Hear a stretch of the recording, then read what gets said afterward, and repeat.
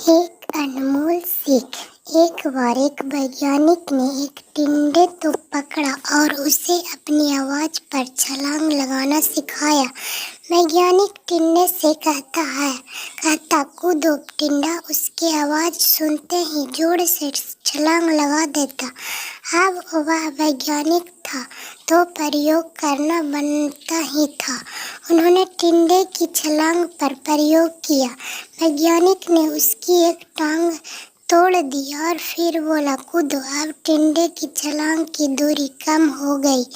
वैज्ञानिक ने उसकी दूसरी टांग तोड़ दी और फिर बोला कूदो। टिंडे की छलांग और कम हो गई।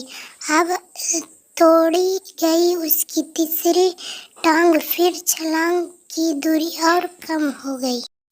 एक एक करके बेचारे टिंडे की सारी टांगें तोड़ दी गई। अब भी आखिरी टांग टूटने पर जब उससे कहा गया कूदो तो वह हिल भी नहीं पाया। अब वैज्ञानिक ने अपना निष्कर्ष अपनी डायरी में लिखा। जानते हो उसने क्या लिखा? जब टिंडे की एक टांग तोड़ी गई तो वह थोड़ा बहरा हो गया। जब उसकी दूसरी टांग तोड़ी गई तो वो और बहरा हो गया। हर टांग टूटने के साथ वह और बहरा होता गया और सारी टांग टूटने के बाद वह बिल्कुल बहरा हो गया। अब जोर जोर से चिल्लाने का भी उस पर कोई असर नहीं हुआ। वो तो अपनी जगह से हिला तक नहीं। छलांग लगाना तो दूर की बात थी। इस कहानी को सुनकर सभी को ऐसा ही लग रहा है ना कि क्या मूर्ख वैज्ञानिक था। इतनी सीधी सी बात उसे समझ में नहीं आई।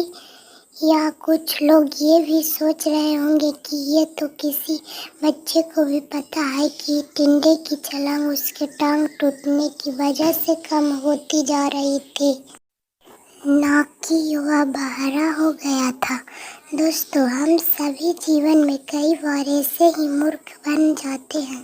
कई बार जीवन में दो घटनाएं एक साथ ऐसे घटती है कि उनका एक दूसरे से कोई संबंध होता ही नहीं, फिर भी ऐसा लगता है कि गहरा संबंध है। कभी कभी दिखता कुछ और है लेकिन समझ कुछ और आता है और वास्तव में होता कुछ और है।